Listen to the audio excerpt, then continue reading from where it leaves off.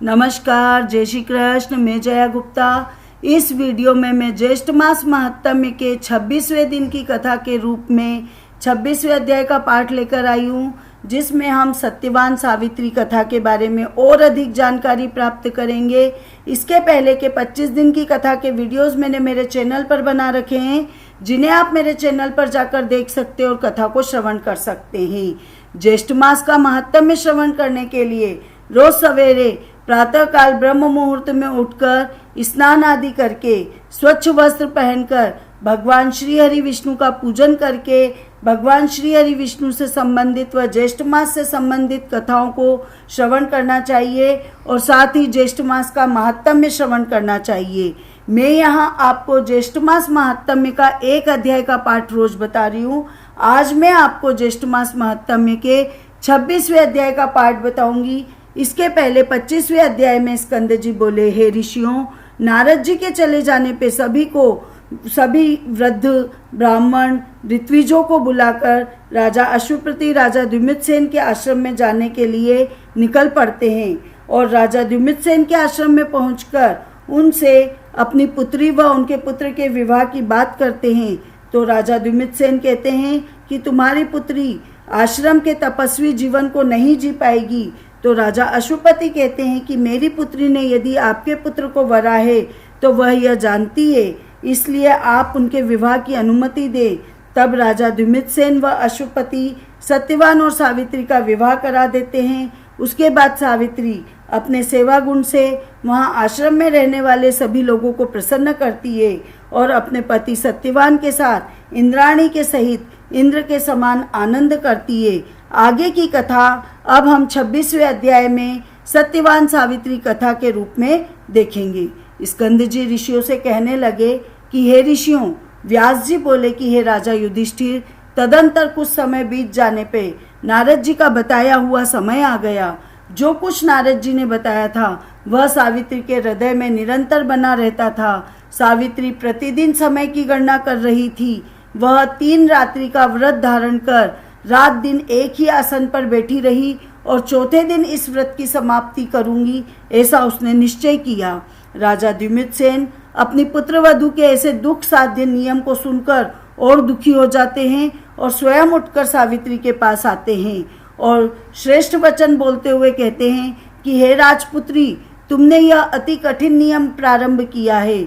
स्कंद जी बोले कि हे ऋषियों, 3 दिन का समय बहुत कठिनता से बीतने योग्य है, क्योंकि 3 दिन में अपने पति की मृत्यु का कारण जानकर इसी बीच में उस तपस्विनी ने 3 दिन का नियम ग्रहण किया। उसको यह निश्चय था कि चौथे दिन उसका पति मर जाएगा। इसी प्रकार सत्यवान कुठार यानी कुल्हाड़ी और पिटक यानी टोकरी लेके लकड़ियां लेने के लिए वन को जाने लगा। तो सत्यवान को वन में जाता हुआ देख के सावित्री बोली कि हे मानद, आज आप मेरे कहने से या तो वन को न जाइए और यदि आप जाना चाहते हैं तो मैं भी आपके साथ चलूंगी। हे प्रभु, मुझको इस वन और आश्रम में रहते हुए 1 वर्ष बीत गया। तो सत्यवान कहने लगा कि हे सुश्रोणी, मैं स्वतंत्र नहीं हूँ, मेरे माता पिता से पूछ लो। हे शुचि स्मिते, यदि वे हाँ कर देते हैं तो तुम मेरे साथ चली चलो।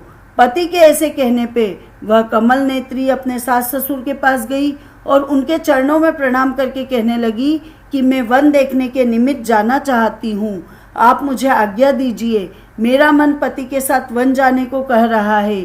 सावित्री के ऐसे वचन सुन के राजा द्युम्नसेन कहते हैं कि हे भद्रे, हे सुव्रते, तुमने व्रत किया है और अब उसके पारणा का समय है, तो उसका पारणा करो। उसके पारणा के पश्चात तुम वन में जा सकती हो। तब सावित्री कहती है कि हे तात, मैंने रात्रि के चंद्रोदय होने के पश्चात भोजन का नियम लिया है और हे तात, आज मैं पति के साथ वन देखना चाहती हूँ।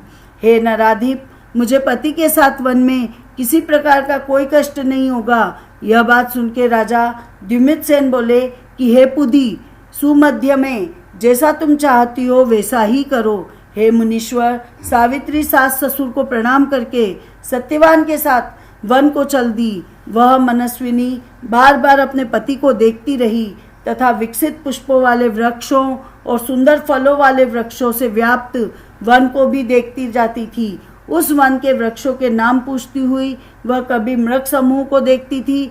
वह सावित्री हृदय से कांप रही थी। उस वन में जाकर सत्यवान ने शीघ्र फलों को लेकर काष्ठ को भी भर लिया और एक भार यानी एक बोझ बांधकर तैयार कर लिया। वह साध्वी प्रतिव्रता वटवृक्ष के समीप बैठकर पिटारी को फलों से भरने लगी और सत्यवान उस काष्ठ को यानी लकड़ी के टुकड़े को कुठार से फाड़ने लगा, यानी कुल्हाड़ी से उसके टुकड़े करने लगा। इसी समय सत्यवान के सिर में वेदना होने लगी, यानी बहुत तेज दर्द होने लगा और वह सावित्री से बोला कि हे भद्रे, शूल के समान कांटों से मेरा सिर फटा जा रहा है। ऐसा लग रहा है जैसे कोई मेरे सिर में कांटे चुभो रहा है। हे सुश्रोणी, हे सुव्रते, मैं तुम्हारी गोद में सोना चाहता हूँ। हे वह विशालाक्षी, मनस्विनी सत्यवान की मृत्यु का समय उपस्थित समझ के उसी स्थान पर बैठ जाती है। सत्यवान भी सावित्री की गोद में अपना सिर रख के सो जाता है। तब तक वहाँ पर कृष्ण पिंगल का एक पुरुष आता है। इति श्री ज्येष्ठ मास महात्म्य सत्यवान सावित्री कथा वर्णन षड्विशो अध्याय संपूर्ण। आपको ये मेरा वीडियो अच्छा लगा हो तो इसे लाइक कीजिए, शेयर कीजिए। आपने अभी तक यदि मेरे चैनल को सब्सक्राइब नहीं किया तो कृपया मेरे चैनल को सब्सक्राइब कीजिए, बेल आइकन को हिट कीजिए ताकि आपको मेरे नए वीडियोस के नोटिफिकेशन तुरंत प्राप्त हो। हिंदू धर्म, संस्कृति, तीज त्योहार, व्रत कथा, रीति रिवाज इत्यादि जानने के लिए मेरे साथ बने रहिए। जय श्री कृष्ण।